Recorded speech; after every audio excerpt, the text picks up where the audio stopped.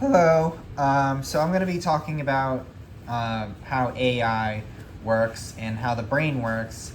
And most people, when they see how AI works, they believe it's a trick and it's no longer a black box, so to speak. But the brain isn't a black box either. We do know a lot about how it works. So here you have the neurons, a biological neuron and the AI neuron. In an AI neuron, you take inputs of math and you multiply them by a weight and then add them together to produce the output. Whereas in a neuron of biology, it takes in different neurons it takes in the inputs of different neurons before and outputs one thing. In the biological neuron, randomly generated number, or instead of randomly generating a yes or no from a number at the end, it randomly generates a firing based on, it randomly fires based on, whether it has enough input. So it's basically a sum of all the inputs, and the inputs are regulated by dopamine, which travels backwards across the neurons to reinforce what happened. But whereas in an AI neuron, all the training is done in the training center, and it is and when you're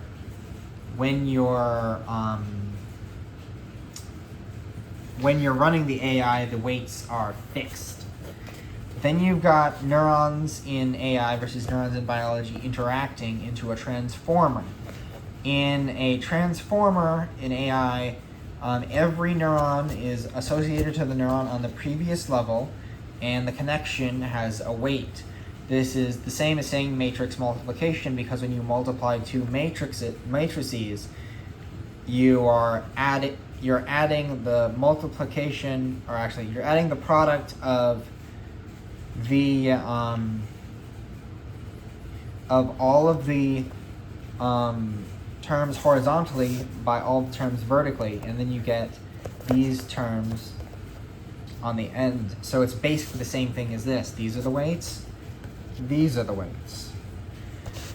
In biology, you take see that we have 6 actual layers to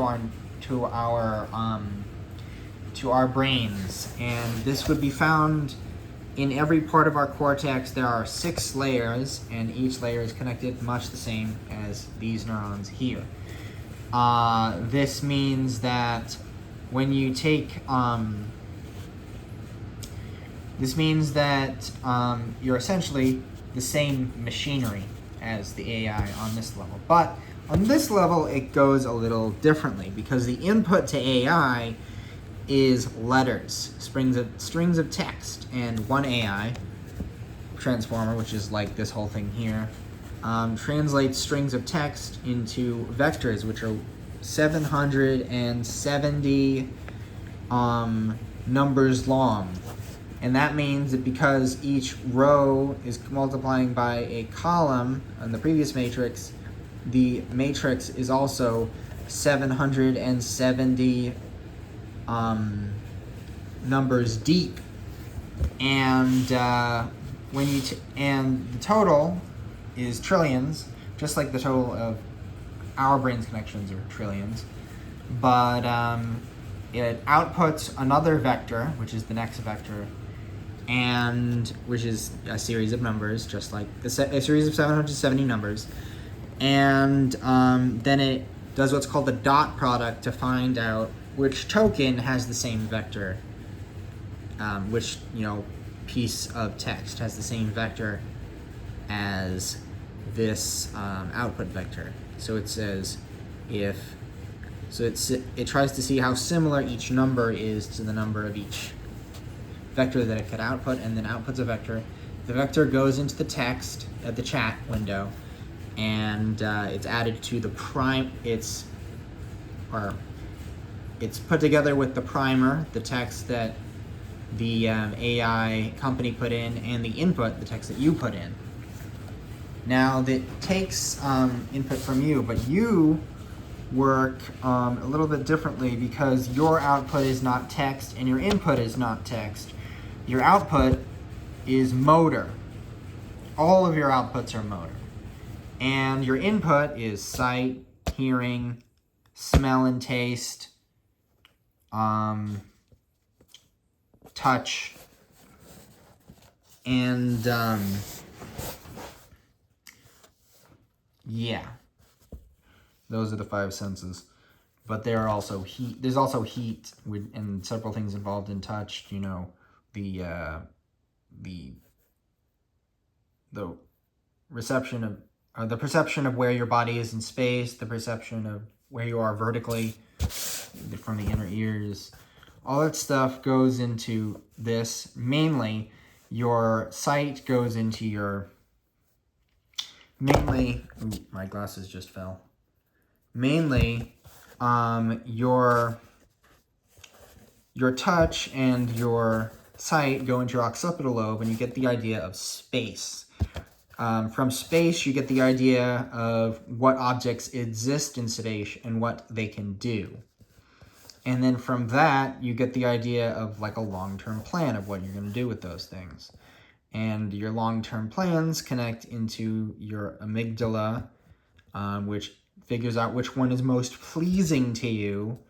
Your hippocampus, which chooses a point of action, and goes back to your cerebellum, which uses the spatial information to figure out how to actually carry out the action and output motor capabilities, such as the ones you use to speak or type. Broca's area here is the little area which is most correlated to the transformer here, and it's just a very small portion of the brain. It takes in hearing and connects it to, or mainly hearing, and it connects it to the parietal lobe, which is about concepts. So you can turn any concept into a word via the Broca's area, or you could turn every word back into a concept via the Broca's area. You also have the occipital lobe, which might be important if you want to write something down. Could loop back in here. Now, ChatGPT isn't actually that simple. It actually has several transformers, just like the human brain does.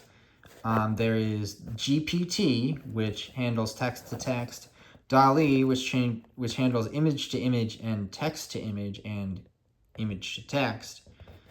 And you have